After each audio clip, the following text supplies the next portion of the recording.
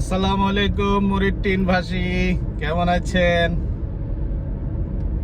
রওনা দিলাম যশোরের উদ্দেশ্যে। খেজুরের রস খাবো। এই সিজনে এখনো খেজুরের রস খাওয়া হয় নাই। খেজুরের রস খাবো, ফুল বাগানে যাব, লেড়ায়া মেড়ায়া হুইত্তা কাইতে আর লেইডা সেইডা ফুলের সাথে ছবি তুলবো। আর সব কিছু মুরিদ্দিনের মাধ্যমে আপনাদেরকে দেখাবো। সো যদি মজা করে সবকিছু দেখতে চান, মুরিদ্দিনের সাথেই থাকুন।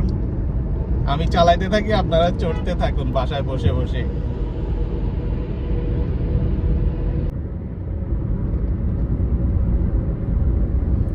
কাকা ঢাকা মাওয়া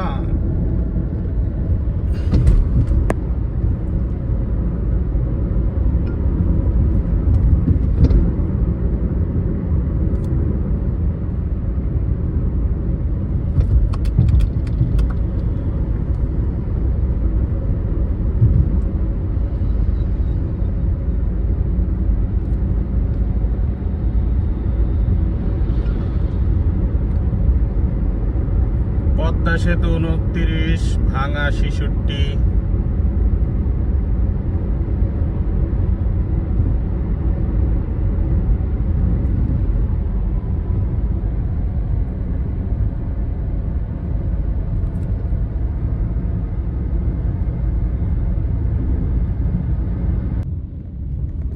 আমরা চলে এসেছি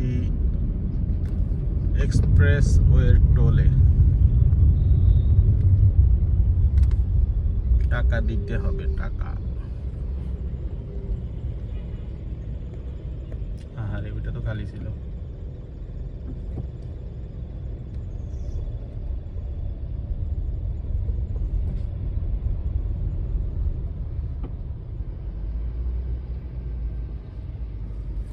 মনের মাঝে তুমি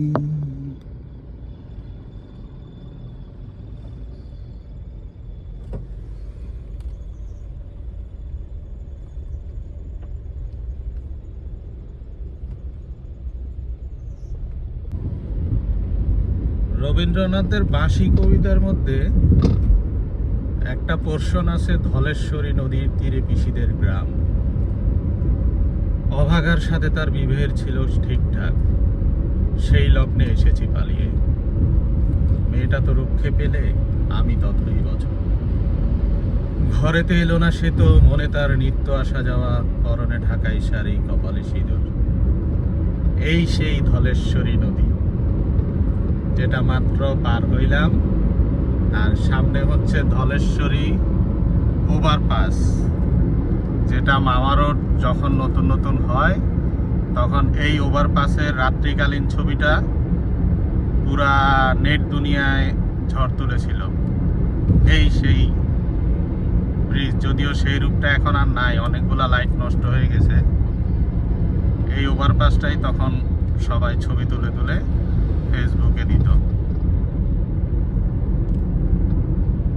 সেই ওভারপাসটাই মুরিদ্দিন এখন পার হইল, সাথে রবীন্দ্রনাথের বাঁশি কবিতার ওই দুটি লাইন আমার মনে পড়ল।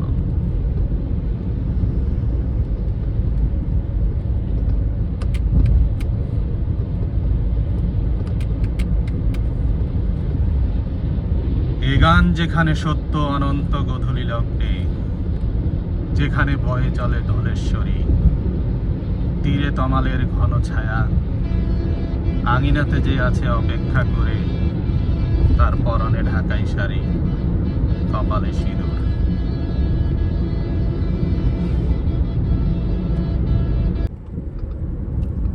চলে এসেছি আলো ঝলমলে পদ্মা সেতুর টোল প্লাজায়। অল্প কিছুক্ষণের মধ্যেই আমরা টোল দিয়ে উঠে যাব পদ্মা সেতুর।